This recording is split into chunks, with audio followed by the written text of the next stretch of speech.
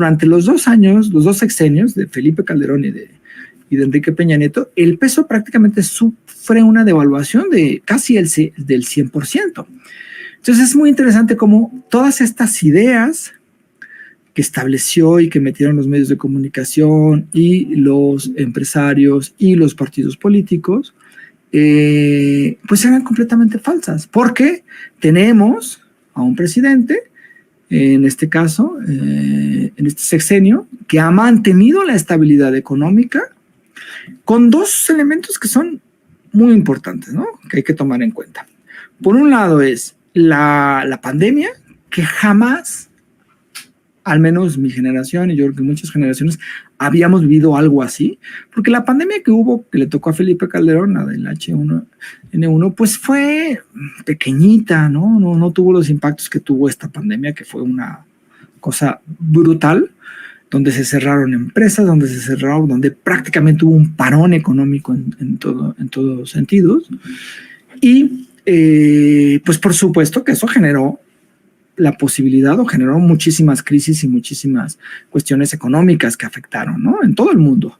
Y entonces, a pesar de eso, el peso, si bien tuvo una pequeña disminución frente al dólar después de la pandemia o durante la pandemia, pues ahora se ha mejorado y prácticamente se ha apreciado, ¿no? Respecto a cómo estaba en el 2018, ¿no? Entonces, hay una estabilidad económica, no ha habido deudas, se ha recuperado parte de la soberanía energética, se han recuperado plantas de la Comisión Federal de Electricidad y de otras empresas que estaban ya privatizadas, se ha comprado una refinería, se está haciendo otra refinería, se hizo un tren, se está haciendo otro tren, se están haciendo varios trenes, se hizo un aeropuerto, en fin, que toda esta cuestión que veíamos en los videos de que Andrés Manuel López Obrador iba a dejar al país en una tragedia, fueron solamente mentiras. Y lo que estamos viendo en estos ya casi 5 años del gobierno del presidente López Obrador es que ha habido una economía estable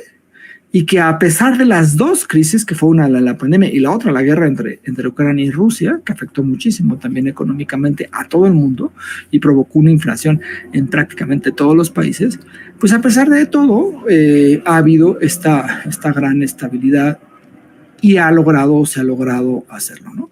No sé si tengamos por ahí unos videitos más acerca de esta guerra sucia para ir cerrando este tema. López Obrador convirtió al DF en un desastre económico. Tiene el mayor desempleo y el último lugar en crecimiento económico a nivel nacional. Con razón, López Obrador no quiere debatir. No le creas todo. Con López Obrador en el DF, muchas personas no pudimos conseguir chamba. El DF es la ciudad con mayor desempleo del país. Lo que los mexicanos queremos es progresar en paz. Y yo sé cómo. Con empleos y no con deudas. Con inversiones y no con crisis económicas. Por eso voy a ser el presidente del empleo. Reverendos hipócritas se convirtieron en un parásito y está convertido en un títere, un pelele, al basurero de la historia. Cállate, chachalaca. El 2 de julio, no te equivoques. Por fin nos hicimos de nuestra propia casa. Un coche, lavadora, refrigerador. López Obrador va a endeudar a México.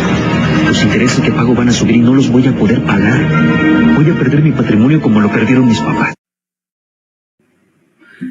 Y claro, esto iba enfocado en esa guerra sucia, que era pues este contraste que hacían supuestamente y pues se engañaban, ¿no? Engañaban con que la gente iba a perder el patrimonio, con que la gente iba a...